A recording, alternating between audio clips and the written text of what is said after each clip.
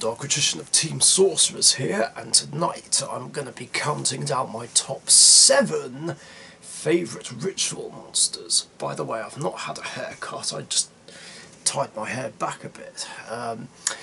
Yeah, the 7 is kind of an awkward number again. I would have made it a top 5, but I didn't want to leave the bottom 2 as honourable mentions, and there isn't really any other ritual monsters that stick out for me personally, so I thought I'd include all 7 of them. Anyway, let's kick it off. So, starting things off at number 7, we have Relinquished, the OG ritual monster. Relinquished is just truly an awesome card, just assimilating any monster, taking its stats,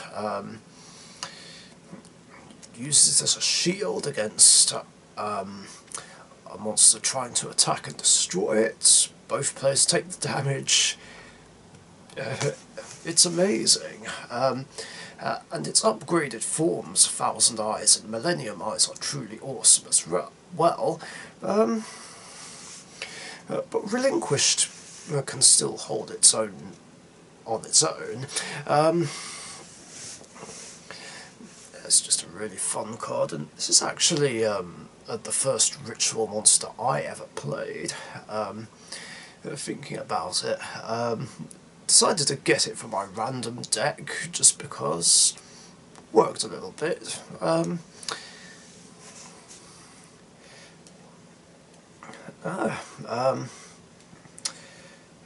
It was also in my Speed Duel Dark Magician deck for a little while.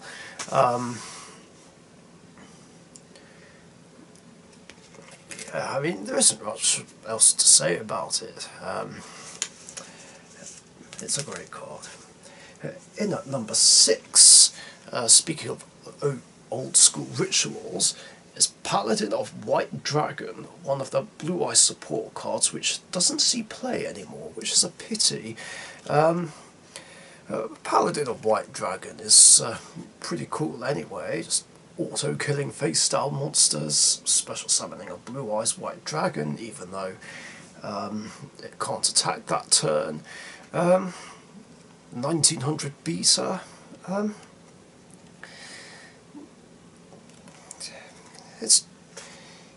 It's truly awesome. Problem is just the newer support just made it get put to one side, which is kind of a pity.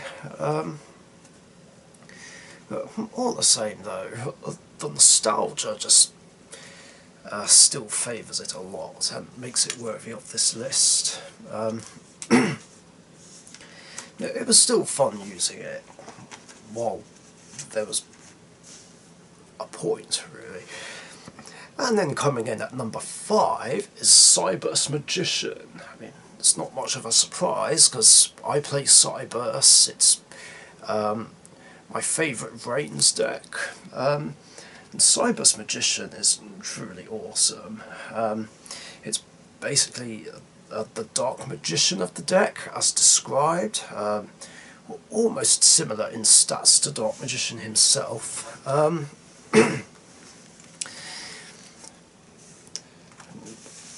Yeah, and it's generally quite a good card to play. I mean, some play it, some don't, but it is a big help in building up to Firewall Dragon Dark Fluid. But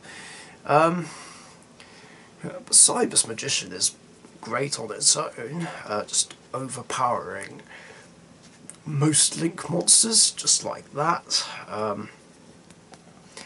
Makes it harder to do lots of damage while this card's on the field, and protects my Link monsters from attacks and affects the target.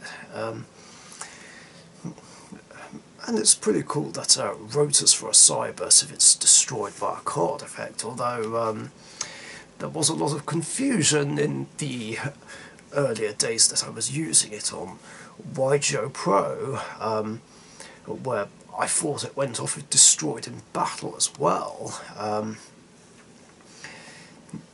And it would get destroyed in battle. I'd be like, wait, why isn't the effect going off? Same with Utopia the Lightning, actually.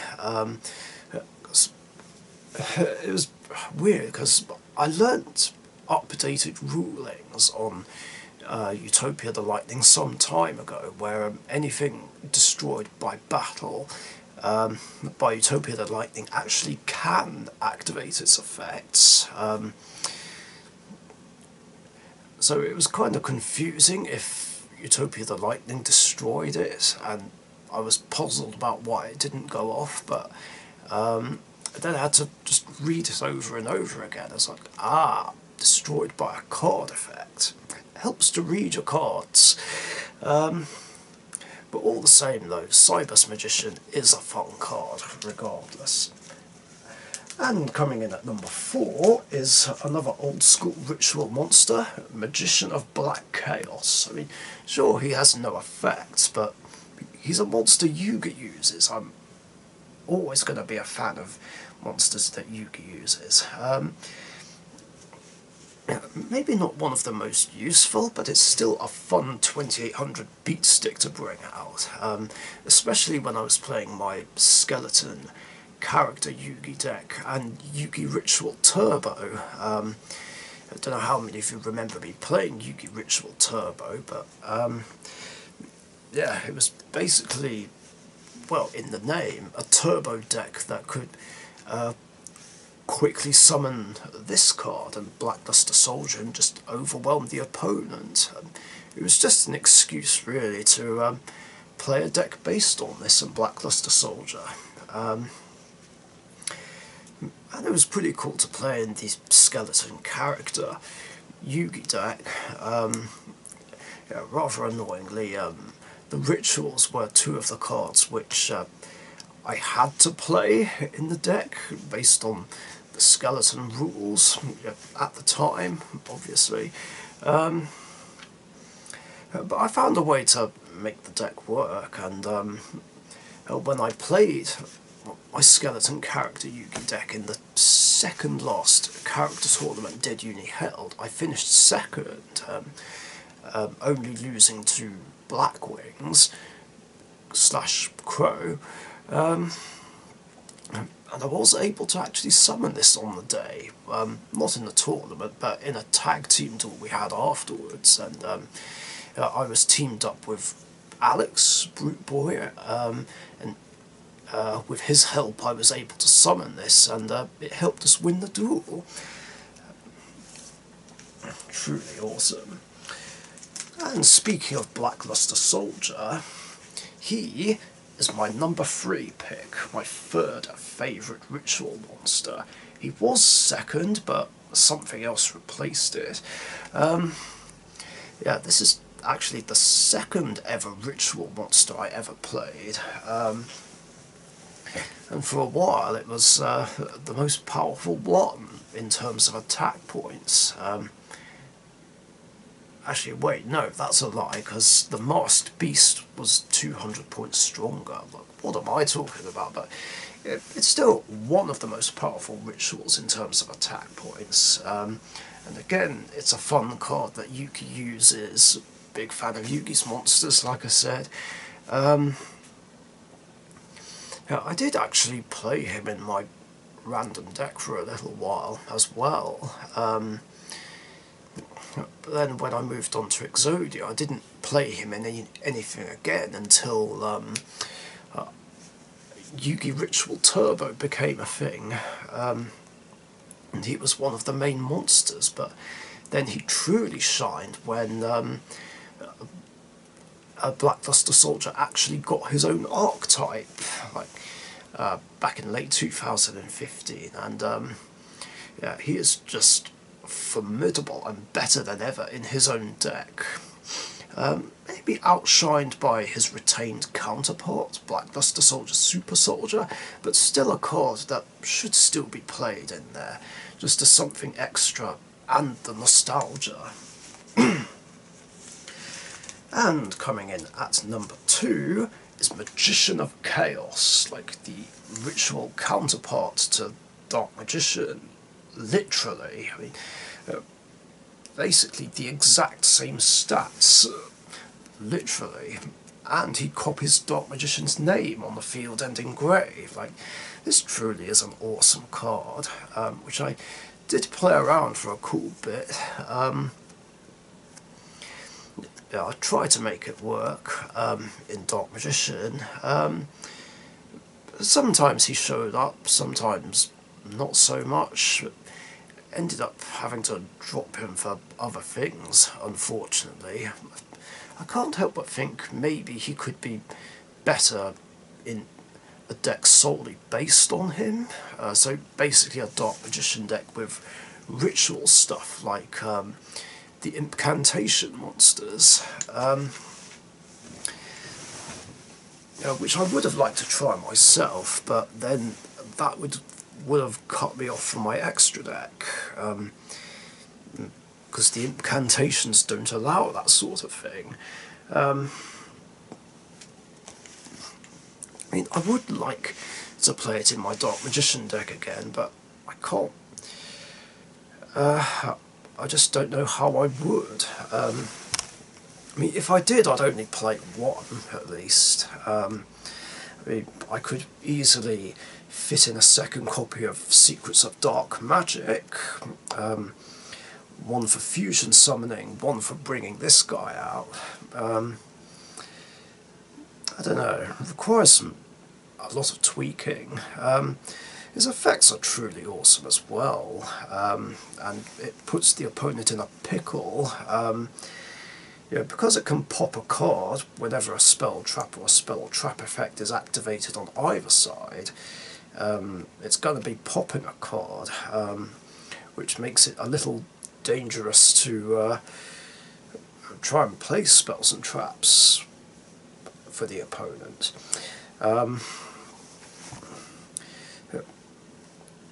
The other effect hardly comes up though for me, just special summoning a Blackluster Soldier or Chaos Ritual from hand, because when I played it in Dark Magician I didn't have any of those. That's another thing that does bother me, and is the only thing I don't like about this card, the fact that it only specials a BLS or Chaos Ritual from hand. If it was from deck as well, that would make it even better and a lot more playable. Then again, maybe it would have been too good, I don't know. Yeah, that definitely would have been too good, provided this can actually summon Blue Eyes Chaos Max Dragon, a ritual monster I am not very fond of. Does it ignore? Yeah, it does ignore summoning conditions. So maybe it's just as well that it's restricted to the hand. However, I don't know if you saw my BLS duels in the Dark Richician's deck Grand Championship, but I was actually playing this and Dark Magician, just as another way to special a BLS ritual from hand. Yeah, that's my cool fun idea. Hopefully at some point I'll get to show it in a real life duel. But we shall see. Obviously we will eventually, just need to wait for this damn lockdown to end. And finally, in at number 1, my favourite ritual monster in the game, as you can probably guess, is Blackluster Soldier Super Soldier. Like, I kind of gave it away earlier, but yes, this is my all-time favourite ritual, and I have a nice ultimate rare. I would play it in my BLS deck, but this is the only ultimate rare copy I have, and I don't like playing cards in odd rarities. But anyway, like, this card is formidable. Like, I mean, he gets nice buffs off Beginning Night and Twilight Night, but even on his own, he's truly a great card, because he is literally like a ritual version of Elemental Hero Flame Wingman, and you know how much I love Flame Wingman and Shining Flame Wingman. this is basically him in ritual form. It is a fun card to get out onto the field, destroy monsters and do burn damage, and even when it bites the dust it floats for a Guy the Fierce Night monster, which is truly awesome. Just gets up whatever Guy I need. I feel like this would be good in like a more up-to-date version of Yu-Gi Ritual Turbo as well, but he truly thrives in his own deck, and because of this card, the Blackluster Soldier deck is now officially my favourite Ritual deck, and has been for, well, basically the last 4 years. And yeah, that is the list of my top 7 favourite rituals. Let me just show you them one more time in the collection binder.